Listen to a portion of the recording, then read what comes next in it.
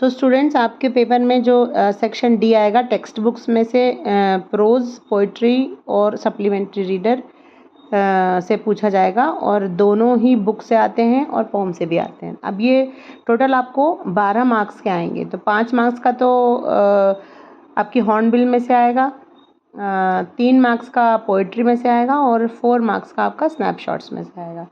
तो ये एक पैसेज है, मैं पढ़ रही हूँ, इसको समझाती हूँ कि इस तरह से क्वेश्चन आएगा। Read the following passage carefully and answer the questions given below. Extract 1. We lifted her off the bed and as is customary laid her on the ground and covered her with a red shroud. Shroud मतलब एक shawl जैसा होता है red colour का, कि जब उनकी दादी की डेथ हो जाती है वो उसको बेड से उठाते हैं, और कस्टमरी है मतलब ये एक बहुत ज़रूरी काम है कि जब कोई की मृत्यु हो जाती है तो उसको उठा करके ग्राउंड पे यानी ज़मीन पर लेटाया जाता है और उनको कवर्ड कर दिया गया था। After a few hours of mourning we, ये मॉर्निंग है, मॉर्निंग वाला नहीं है, लेकिन ये मॉर्निंग दुख वाला मॉर्निंग है। After a few hours of mourning we left her alone to make arrangements to for her funeral. Funeral मतलब अंतिम संस्कार के लिए अरेंजमेंट्स करने के लिए वो सब चले जाते हैं। In the evening we went to her room with a crude stretcher to take her to be cremated.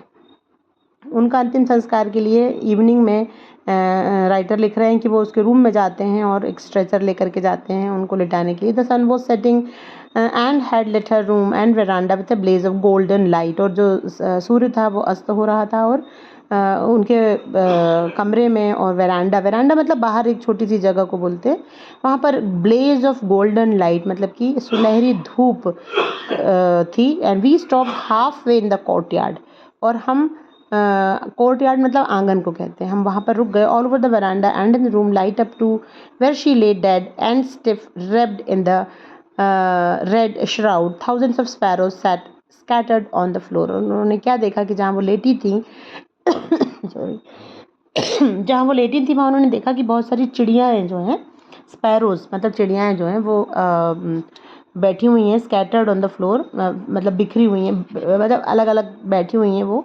And there was no chirping, लेकिन उनकी कोई आवाज़ नहीं आ रही है, जो चिड़ियाओं की चहचहाट होती है वो बंद है, वो सिर्फ बैठी हैं। We felt sorry for the birds, और हमें बहुत दुख होता है उन चिड़ियों को देख करके। And my mother fed some bread for them, और मेरी माँ कुछ ब्रेड के टुकड़े ला करके उनको देती है। She broke into little crumbs the way my grandmother used to and threw it to them.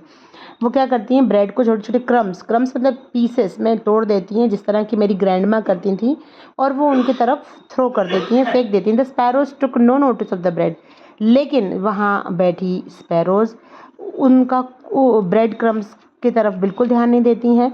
When we carried my grandmother's corpse off, they flew away quietly.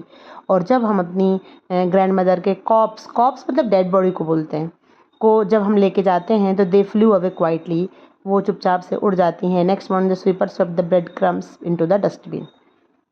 Next morning sweeper उन bread crumbs को लेकर पहला question आता है, who was covered with a red shroud.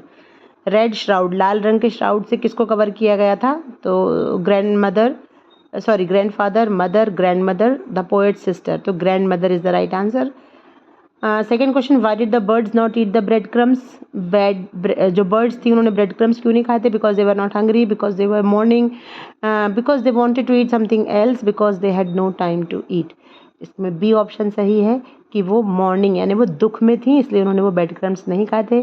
Third है, which word in the passage means a dead body. Dead body किसको कहते हैं? कॉप्स को कहते हैं, CORPSE, कॉप्स को कहते हैं डेड बॉडी।